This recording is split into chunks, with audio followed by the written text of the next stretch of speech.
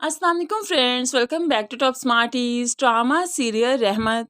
माँ बाप हमेशा ही गेम में हार जाते हैं ताकि वो अपने बच्चे के चेहरे पर जीत की खुशी देख सके, लेकिन ये कैसा बाप है जानबूझकर जीत गया ताकि अपने मायूस किन बच्चे के चेहरे पर वो मजबूरन हंसी देख सके, और इसी चीज़ को देखकर वो एंजॉय कर रहा है।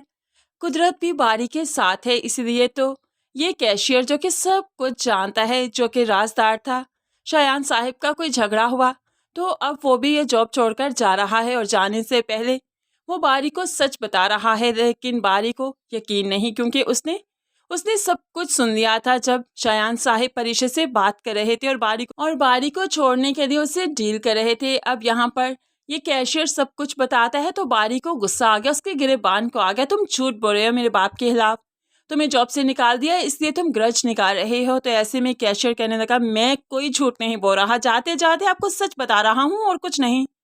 बारी तो चीखने लगा, जिससे अपना बाप फरिश्ता समान लगता है, जो कि कोई गलती नहीं कर सकता, और ऐसी गलती कि बेटे की आंखों में आंसू लाकर खुद जीत जाए, ऐसी गलती तो नहीं कर सकता। जिस पर ये कैशियर कहने लगा, ठीक है जाकर अपने बाप से पूछ लो। अब जाकर बारी बाप से पूछेगा तो सही, लेकिन शायान साहब कभी मानेंगे? क्यों मानेंगे? वो तो यही कहेंगे कि उसको जॉब से निकाल दिया तो जानबूझकर हम दोनों को अलग करने की साजिश है, बदगुमान करने की साजिश है। तो बस इस चीज़ पर बारी मान ही जाएगा कि वाकई ऐसा ही है, क्योंकि शायान साहिब अपने मकसद के जितना करीब आ चुके हैं, वो इस तरह से इमोशनल होकर बेटे को सच्चाई तो नहीं बताएंगे। मिनाल ने जब रहील को बारी और अनाया की बात पक्की के बारे में बताया तो रहील हैरान रह गया। बारी खुश तो है ना? तो ऐसे में मिनाल चुप कर गई। हाँ कहता तो है, लेट्स सी।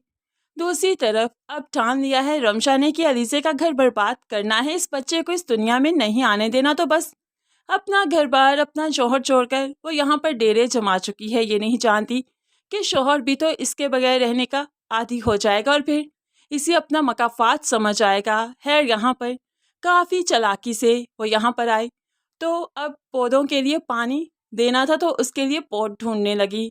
अलीज़े को आदत है कि रमशा जो कि मेहमान बनकर आई है उससे ज़्यादा काम ना लिया जाए, इसलिए कहने लगी, आप छोड़िए ना, मैं पौधों को पानी दे देती हूँ। और रमशा यही तो चाहती थी।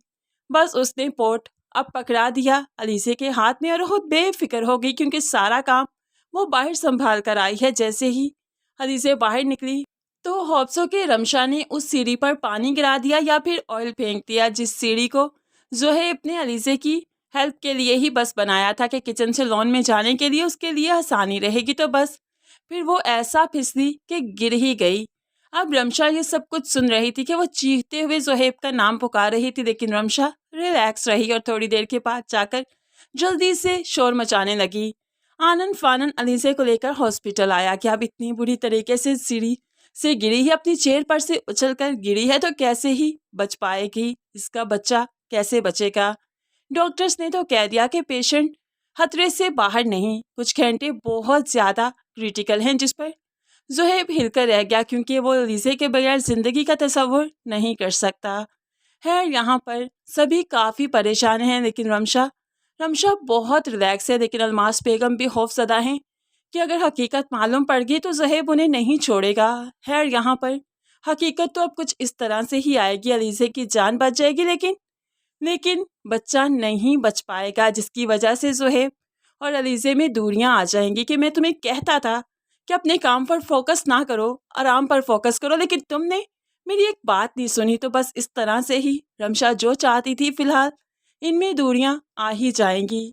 अलीज़े अपने मेके चली जाएगी, क्योंकि ज़ोहेब उसे अपने घर में अब रखना नहीं चाहेगा। दूसरी तरफ बहुत कोशिश कर रही है रुमैसा कि परिशे की मंगनी टूट जाए। उसकी सास को वर्गलाती है, बातें करती है और उकसाती है कि ये अच्छी लड़की नहीं है, शादी के बाद तभी तो जॉब को नहीं छोड़ना चाहती और जॉब करके आपके घर में नहीं बल्कि अपने मेके में पैसा भेजना चाहती है। जिस पर बहुत गुस्सा आ रहा है परिशे की सास को, और वो ये मंगनी ख़त्म कर देती है। जितनी चाहत से ये मंगनी हुई थी उतनी ही नफ़रत से ये ख़त्म भी हो जाएगी।